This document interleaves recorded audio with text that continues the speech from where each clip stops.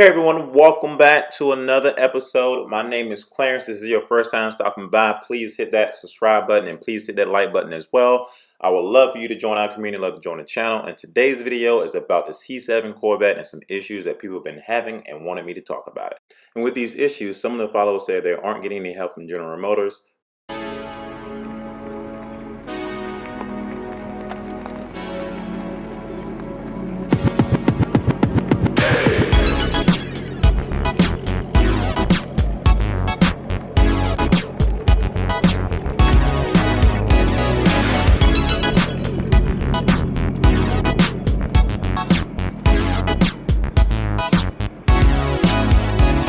So before I get into some details and things that came to me from other subscribers and other people of the channel and people just out and about who own Corvettes, let me list out some of the things that people are having issues with.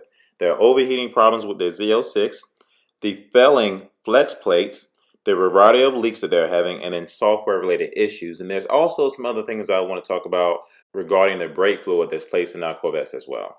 So I mentioned this in previous videos. Feel free to let me know what videos you would like to see. Leave your comments down below. So to give a heads up, these issues are some things that have come in from followers who own C7 Corvettes and wanted me to bring it to the channel because they want to see if a lot of people have these issues. Is it just their cars? Something they should take in and get it looked at. So without further ado, let's go ahead and hop into some of these issues that some of the other people on the channel is having. If you have not subscribed to the channel, if you are new, please subscribe to the channel. We would love to have you. So the first thing I want to get into is the overheating issue. Now, for me personally, I have not had any overheating issues with my cars. I don't think this is a common factor for Stingrays or Grandsports, but it is a common factor for the Z06s. And I haven't heard anything yet with the ZR1s. I have been looking into research regarding the ZR1. But as far as I know, there haven't been any issues with the ZR1s. And just one tad bit of information I want to add about the ZR1.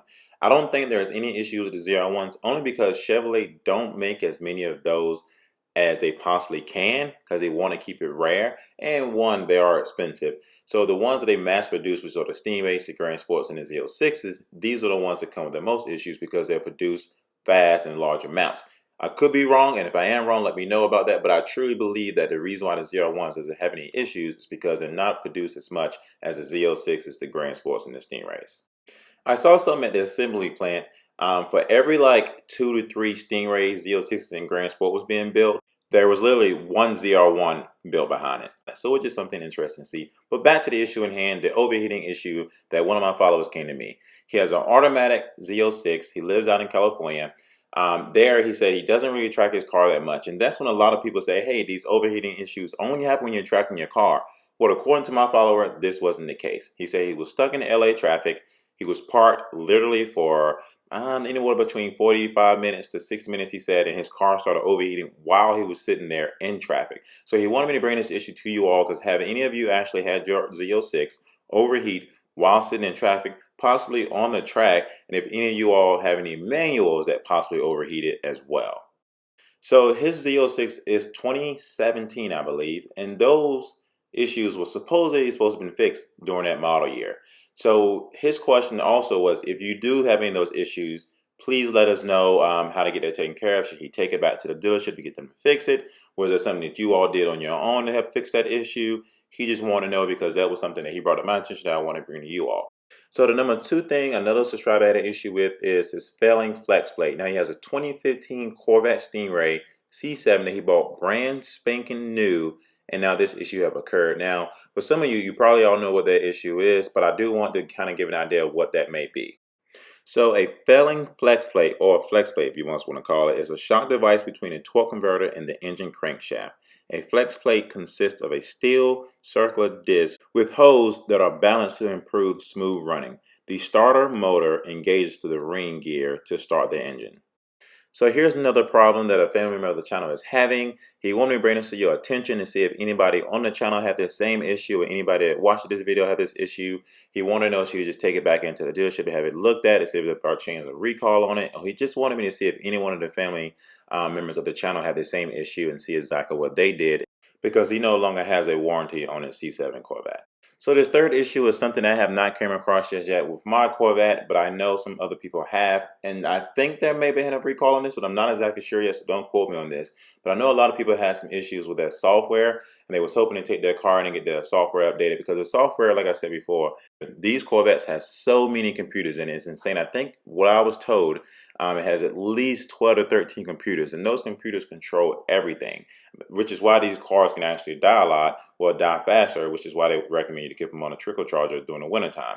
And I know that's coming up for a lot of you, so if you have not bought a trickle charger yet, you definitely want to make sure you do so. You can go down in my link description down below, and you can click on the link and it'll send you right to a trickle charger for your car, because I know a lot of you would definitely need that for the wintertime if you don't plan on driving your car at all. But anyways, so I know a lot of people needed these updates for the C7 Corvettes because it can cause your car to run badly. It can cause, the check engine light to come on.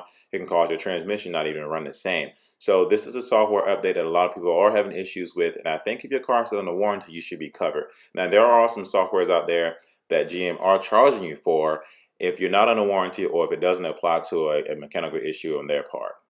So we have another family member of the channel. His name is John. He's out in Wisconsin. He owns a C7 Corvette 2016, and he's currently having some leaks with his car. Now, he didn't exactly tell me what these leaks were, but he said he's definitely having multiple leaks with his vehicle.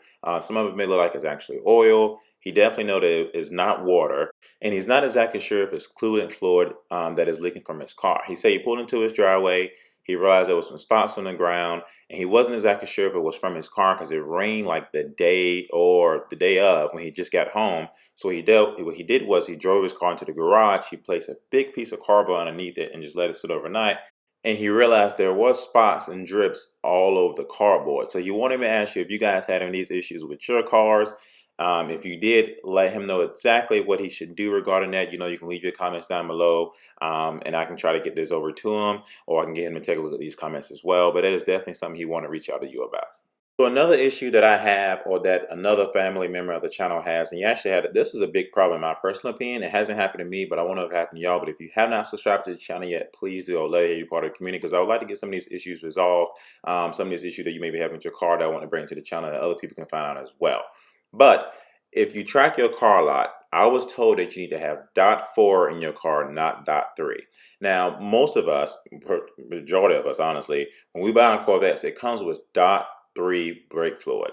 And so I had a friend of the channel who went out to the track, and he actually almost had brake failure with his car, and he didn't realize what was going on. He had a Z06, and he was out on the track that day, and he was actually tracking his car. And let me remind you, he also had overheating issues with the Z06. Same day he had these same brake failures with his car. He took it to the local pretty much person that was there at the track, and they pretty much told him, yeah, you had .3 instead of .4, and you should put .4 in your car when you plan on tracking your car. I'm going to tell you the honest truth. I didn't know anything about this before I started tracking my car. Now, I do not track my car a lot, but I feel like it doesn't cost that much for GM to say, hey, let's go ahead and stick .4 in these cars instead of .3. Because in my personal opinion, Chevrolet build these cars to be track-ready cars. And if it's not track-ready if you got .3 and you're supposed to have .4. That's just my opinion. I could be completely wrong, but it doesn't cost that much to put in .4 instead of .3 if these are track-ready capable cars. Now, they do, technically, maybe they recommend you put in .4 before you put these cars on the track, but to me, that ain't track-ready. But once again, that's just my opinion.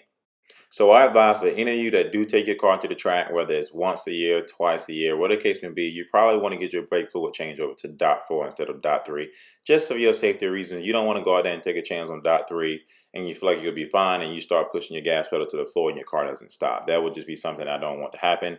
And like I said, I love each and every one of you. So if you do check your car, please be careful and get your car checked out and make sure you have .4 instead.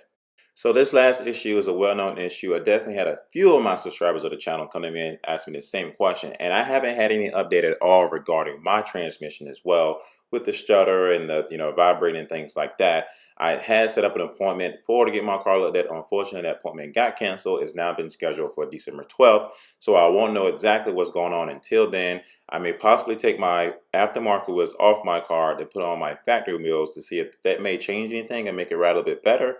But as of right now, I haven't had any update regarding my transmission and the vibration that's in it. But a couple of followers of the channel said, they took their car in and realized that they had, torque converter issues And what the dealership decided to do was, flush the transmission and change the filter with that. They said they won't know any updates on that until they drive the car at least, 200 to 300 more miles. And so I need to maybe see if I can reconsider doing that. But right now I can't get an appointment until December 12th because my dealership is still booked up with transmission work, and not just transmission work from the Corvettes, unfortunately, but transmission work for every pretty much GM product they currently have there. And it's just not like the 8-speed transmission. There's a lot of 8-speed transmission in every car they currently have in. So thank you all for watching today's video. If you have any issues with your car whatsoever, leave those comments down below. So that way we can see if we can get some of those issues figured out and resolved through some other members as well. If you have not subscribed to the channel, I would love to have you. We would love to have you. And once again, thank you for pushing that play button. I hope you have a great day and catch another episode of Seek on the Speed 252.